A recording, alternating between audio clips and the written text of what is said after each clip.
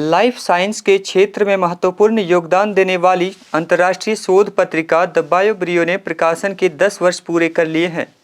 इस अवसर पर पत्रिका ने नई वेबसाइट का लोकार्पण किया। केओ कॉलेज गुमला के बॉटनी के HOD doctor Prasenjit Mukherjee the बायोब्रियो के नए प्रधान संपादक बनाए गए।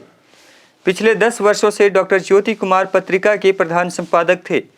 अब डॉक्टर प्रसेनजीत के सलाहकार के रूप में कार्य करेंगे। डॉक्टर प्रसेनजीत ने बताया कि द बायोब्रियो शोध पत्रिका की नई वेबसाइट विद्यार्थियों और शोधार्थियों के लिए सहज और सुगम होगी। जो पब्लिकेशन मटेरियल क्या आता है, जर्नल में मटेरियल आता है, उसके रिसर्च आर्टिकल्स, जितने रिसर्च आर्टिकल्स जितने आएंगे उतना वो जर्नल आगे बढ़ेगा। तो हमारा ये जर्नल अब हर महीना अगर 10 उसको पब्लिकेशन मिलने लगे, 20 पब्लिकेशन मिलने लगे, समझो वो जर्नल कभी बंद नहीं होने वाला, क्योंकि उसका पेंडिंग ही होगा, रखा रहेगा अगला इश्यू के लिए। इसकी शुरुआत हुई थी 10 साल पहले, जो विद्यार्थियों को कष्ट होते देखा हम लोगों ने। जब मैं यहाँ शिक्षक था, छात्रों को परेशानी होती थी। उस परेशानी को देखने के बाद उन लोगों को कहीं कोई पब्लिकेशन भेजे तो वो पब्लिकेशन रिजेक्ट होके आ जाता था, बच्चों को बड़ा तकलीफ होती थी। तो वो चीज़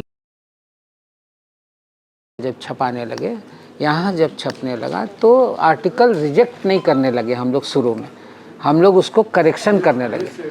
विद्यार्थी को तकलीफ़ है, उसको बैठा के उसका जो भी उसमें करेक्शन करना है, उसको कोई आर्टिकल में मॉडिफाई करना है, वो करके इशू आने लगा।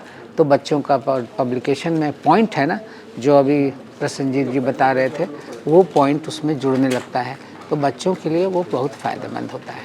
तो ये एज ए टीचर हम लोग जो कमी देखे थे उसको पूरा किए थे। तो ये इसीलिए बोले ना, ये कभी बंद नहीं होगा, क्योंकि कमी को हम लोगों ने देखा था। बच्चों को कोई दिक्कत नहीं हो रही है, आर्टिकल आ रहा है।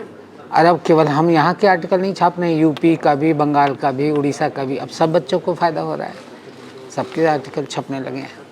मौके पर उपस्थित अन्य बुद्धिजीवियों ने उम्मीद जताई कि यह पत्रिका शोधार्थियों के लिए उपयोगी साबित होगी। मैं बड़ा कम्पैक्टली बात करूँगा कि अब तक ये सफ़र बड़ा अच्छा रहा है सर के मार्गदर्शन में। अब एक नई जिम्मेवारी मिली है, निश्चित रूप से इसको आगे ले जाएंगे हम लोग। और सबसे बड़ी बात जो डॉक्टर हितेश ने भी कहा, सर ने भी कहा है कि जो ज़्यादा से ज़्यादा शोधार्थियों को लाभ मिले, इसको विद्यार्थियों का लाभ मिले और इसकी पहुँच जो है ज़्यादा लोगों के बीच जाए। और अब तक हम लोगों ने वो कहा कि वह टोटल 18 वॉल्यूम और 18 इशू 10 वॉल्यूम निकाला है हम लोगों ने। और टोटल हमारा ये क्वार्टरली जर्नल है। क्वार्टरली जर्नल हम लोग 2 करके निकालते हैं वो, क्योंकि पहले संख्या बहुत कम होती थी, लेकिन अभी तो हमारा 6 महीने में हमारा 20 से ऊपर आ रहा है। तो आर्टिकल ये 100 आर्टिकल हैं। और इसके बाद हम लोग उसको इम्पैक्ट फैक्टर के रूप में या एक यूजीसी केयर के रूप में लिस्ट में आना चाहिए। हम लोग प्रयास करें कि ज़्यादा से ज़्यादा इसकी रीच बने और इसका फ़ायदा ज़्यादा से ज़्यादा भी। इसी रूप से देखिए, अपने आप को बदलने की बात होती है कि हम लोग जैसे अभी वेबसाइट ही करा, हम लोग, हमारा वेबसाइट काफ़ी पुराना होगा, 10 साल पुराना, हम लोगों ने इसी कारण से उस पर अपने आप को बदलने की कोशिश की। आर्टिफिशियल इंटेलिजेंस की बात है तो वो भी हम लोग उसके ऊपर में भी धीरे धीरे काम कर रहे हैं और उससे कम्पीट करने की कोशिश करेंगे कि हम लोग उन सब चीज़ों को क्लब करते हुए आगे बढ़ें।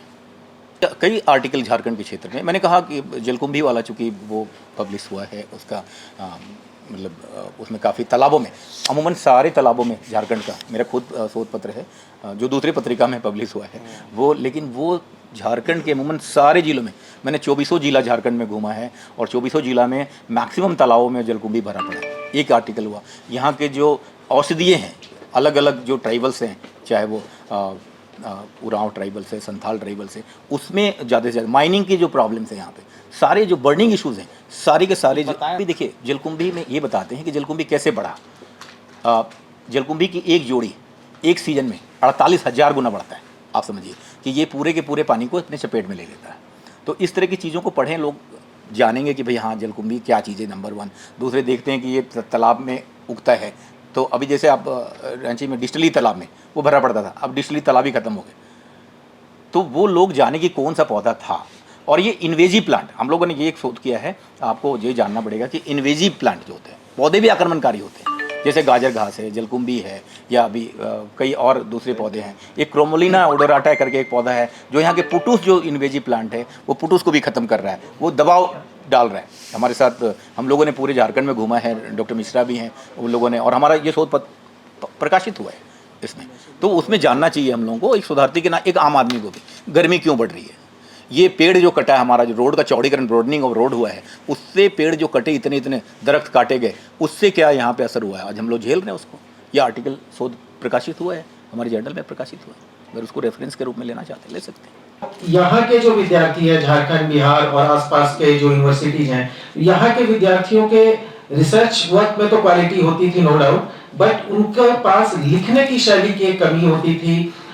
ये हमने ऑब्जर्व किया था और उस समय में विद्यार्थी के रूप में ऑब्जर्व करता था, तो एक उस समय से ही मन में इच्छा थी कि एक ऐसा कुछ भी नोबल कॉज हो, जो कि जनरली होता क्या है कि जब हम शोध पत्र भेजते हैं नेशनल इंटरनेशनल जर्नल्स में, तो वो आउटराइटली या तो उसको एक्सेप्ट करते हैं या रिजेक्ट करते हैं।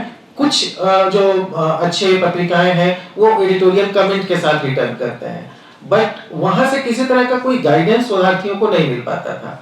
तो हमने ये शुरू किया और उसके पीछे एक उद्देश्य यह भी था साथ में कि जो शोधार्थी जिस भी तरह से अपने शोध को प्रस्तुत कर पा रहे हैं, जो हमारे जर्नल में जो जेनरसली इम्पैनल्ड एडिटोरियल बोर्ड हैं, जो कि यूनिवर्सिटी के प्रोफेसर्स हैं सारे, तो उन लोगों का मतलब अपने विद्यार्थियों के प्रति लगाव और उनके साथ मिलकर हमने यह सुनिश्चित किया कि शोध पत्र को रिजेक्ट न किया जाए, बल्कि उस पर उनके साथ विद्यार्थियों के साथ शोधार्थियों के साथ मिलकर काम किया जाए और उसको प्रकाशन योग्य बनाया जाए। तो यह एक संस्मरण याद आता है जब हमने 2014 में जर्नल शुरू किया था।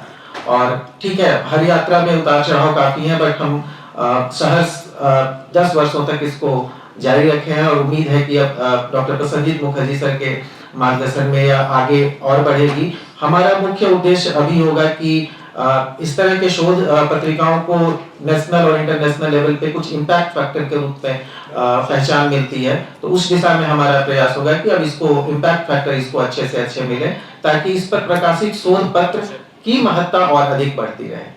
धन्यवाद।